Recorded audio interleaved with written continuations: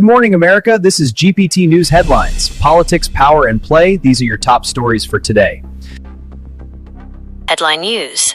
The Daily Brief, April 1st, 2026. National News, Geopolitics and Public Approval. Conflict in Iran. The war in Iran enters its second month. Recent polling indicates a significant divide in public opinion, with 62% of Americans opposing the deployment of ground troops. Approval ratings. A new national poll shows President Trump's approval rating has dipped to 33% amid the ongoing conflict and rising economic concerns. Gas prices. National averages have hit $4 a gallon, a psychological and economic milestone that is increasing pressure on the administration. Trump periodical. Overnight executive actions. President Trump signed a major executive order on election integrity late yesterday/overnight.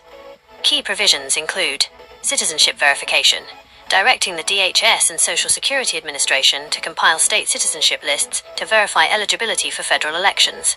Mail-in ballot reform, ordering the USPS to use secure, barcoded official election mail envelopes and limiting ballot transmission to specific approved lists. Federal funding. The Attorney General has been directed to withhold federal funds from states and localities that do not comply with these new verification standards.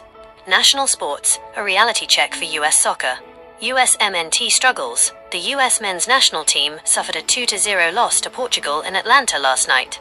This follows a 5-2 loss to Belgium, serving as a reality check for the squad just months before the World Cup. FCC and sports media. The FCC has officially opened a request for comment to evaluate the sports media marketplace, specifically looking at how the shift to streaming is affecting fans' ability to watch local and national games. Stock market and economy. Futures trending up. Wall Street is looking at a green opening. S&P 500 futures are up 0.5% and Nasdaq futures are up 0.7%. Bond market relief.